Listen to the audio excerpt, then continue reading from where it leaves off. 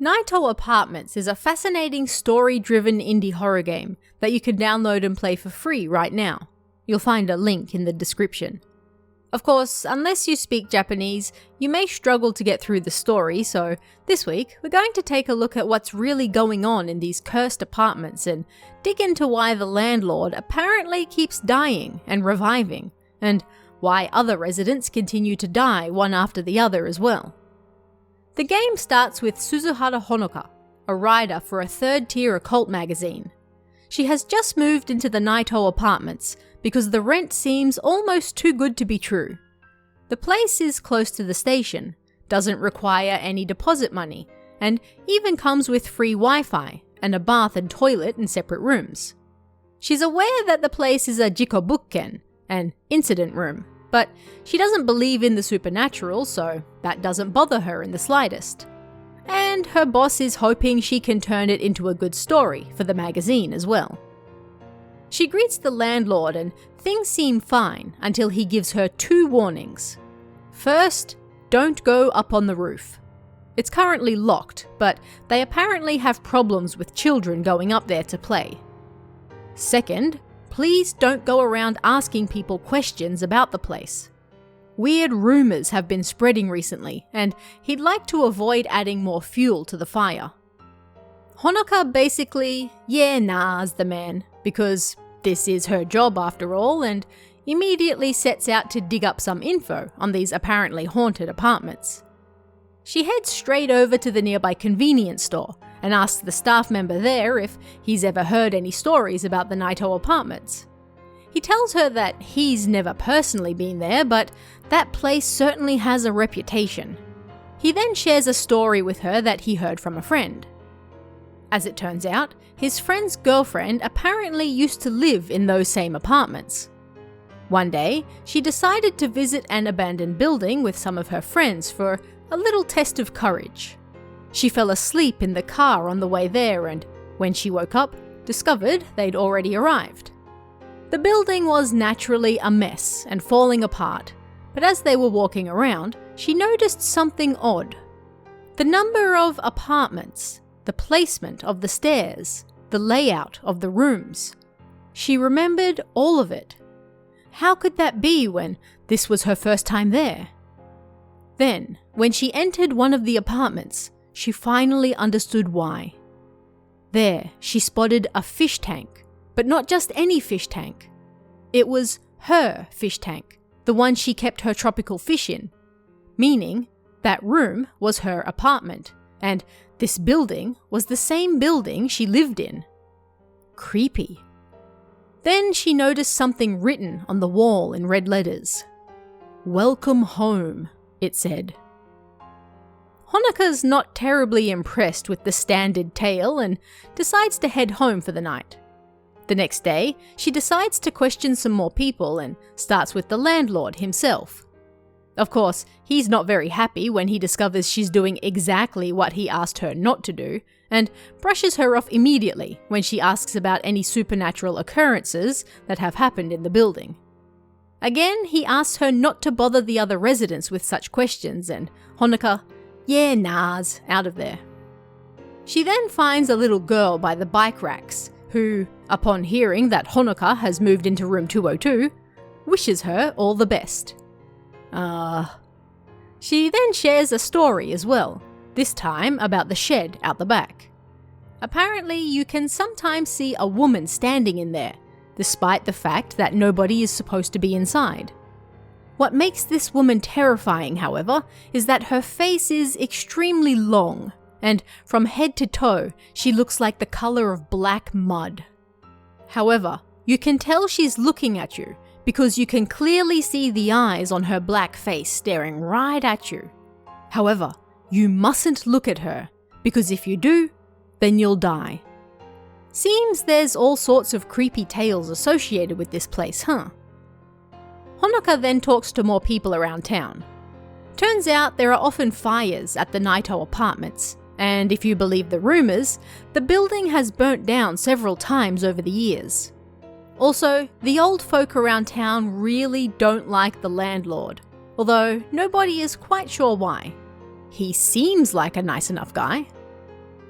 Inside the convenience store, Honoka finds a man who tells her a story about the Gyaku Onna, or reverse woman.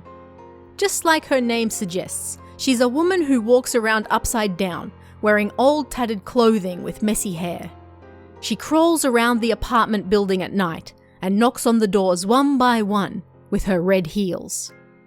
That's why, if you ever hear someone knocking on your door at night, you should never answer it, because if you do, well...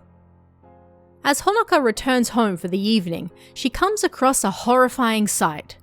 One of the residents, her neighbour, has stabbed the landlord to death. Weirdly, nobody seems especially fussed by this.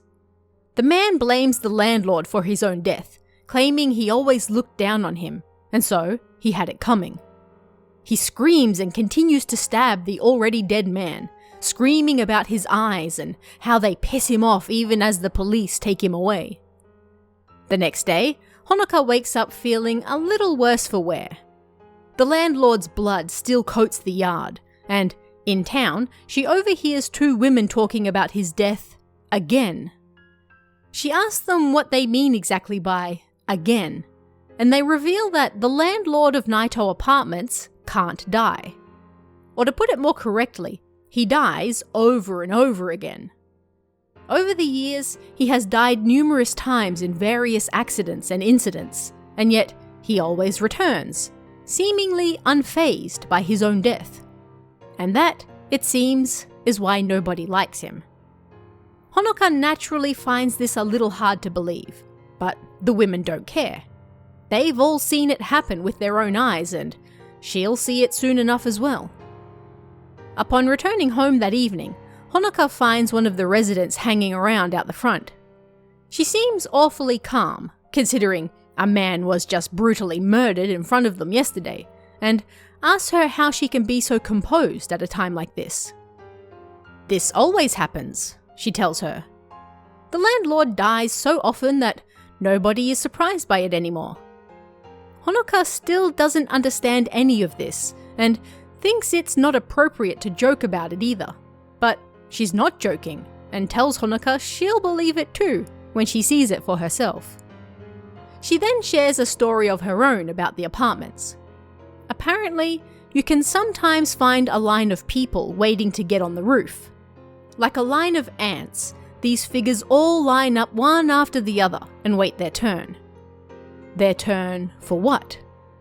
Why, to jump off the roof, of course. And so they follow each other like lemmings, one after the other, never hesitating once their turn comes. In most cases, the figures simply disappear once they jump, but occasionally, a real person with suicidal aspirations will find their way into the line, and, well... Just as Honoka is about to say her goodbyes, a body splats right next to her, as if on cue. It's the landlord. But he died the day before. What on earth is going on? The woman reminds her that this is what she was talking about. He keeps coming back to life. Although he's dead again now.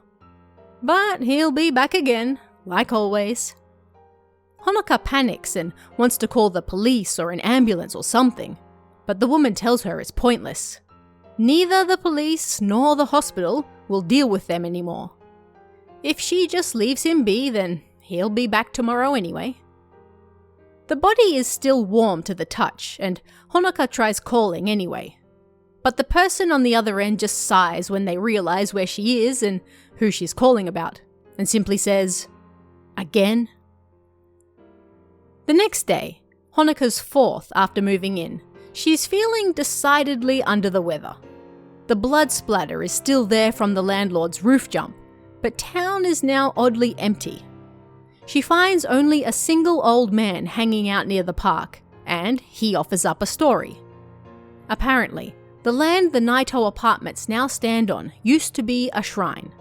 Seems the landowner at the time didn't like the priest and his wife, however, and so he killed them. He attacked the priest's wife, and then cut the priest's limbs off. Then he set fire to the shrine, killing them both. And so, It's said that the murdered couple laid a curse upon that very land, and the members of the landowner's family all went mad and died, one after the other. There are also rumours that the current landlord looks just like that old landowner. Curious that. Honoka finds the convenience store entirely empty. Not of people, of everything. Items and all. Other than that old man outside, it seems she's the only thing here now. But when she returns to the apartment, well, who does she see other than the landlord himself, apparently alive and well. "You look tired," he remarks, although she doesn't understand how or why he's still alive. Again, he insists that she stop digging into things, and Honoka nahs out of there yet again, determined to get the hell out of Dodge right away. But she's so tired. Maybe one more night of rest will help beat the exhaustion out of her. But when Honoka wakes up on her 5th morning at the Naito apartments, well, something is clearly very, very wrong. The world is red, and there is blood and body parts everywhere. She finds the shed unlocked for the first time, and it takes her down a small path that leads to a shrine. There she finds the landlord, alongside a few bloody weapons, and Honoka finally loses her shit. She demands to know what's going on, and blames him for everything. It's all his fault, isn't it? You die, and then you come back. You come back, and then you die. You're a monster. She accuses him of being the landowner who killed the priest and his wife all those years ago, and demands he send her back to the real world. He admits he's not a normal man, but the constant dying and reviving, the constant accidents and incidents around the apartments, none of this is what he wanted. He doesn't want to die, nor does he want to kill anyone. He just wants to live a normal life like everyone else. It's the land that's insane, not him. The land summons strange things and occurrences to it and then keeps them trapped there. Yes, there was once a shrine on this land, but close to 500 years ago, a large amount of blood was shed at that shrine. The priest and his wife were killed, but they weren't the only ones who died. The murderer and his entire family also died strange deaths. All of that pent-up rage, resentment, anger, sadness, all of it built up and gave birth to this land. And the landlord, well, he just got caught up in it. He doesn't have any power to drag Honoka here, into this strange and twisted world. She demands to know why she's there then, and he tells her that it's because she took an interest in this place. He did try to warn her, after all, but she kept digging. This land, it loves curious people like her. People who take an interest and then spread that information far and wide. Honoka is now in this world because of her own actions and nobody else's. She did this all by herself, and while he does feel bad for her, well, goodbye. It's not long until a new person moves into Honoka's old apartment, who greatly resembles her. The man knows it's a jikobukken, but he doesn't believe in the supernatural, so who cares? Apparently, they found the previous resident dead by her front door. It was a heart attack. He hopes that if she was a beautiful woman, then her beautiful spirit might come to haunt him soon as well. But either way, he's heard all sorts of rumours about this place, so it looks like it might keep him busy for a while. And as the game fades to black, the new resident decides he'll start by going around the apartment and asking for stories, just like Honoka did. In the end, it's never confirmed that the current landlord is the same landowner who killed the priest and his wife 500 years ago, although it certainly seems that way. The landlord himself proclaims that he wasn't the killer, simply that he got caught up in matters not of his choosing. But considering that the locals say he, apparently, looks just like that old landowner, and he's the only one who keeps reviving, well, you can judge for yourself whether he was actually the killer or not. And, it seems, the cycle is set to repeat, as the land the Naito apartment stands on is what's actually cursed here, and it continues to summon more and more curious souls to it, which it then consumes, and adds to the seemingly never-ending grudge that resides there. When will it end? At this rate, perhaps never, as there will always be curious people ready to dig too far into things that they really shouldn't.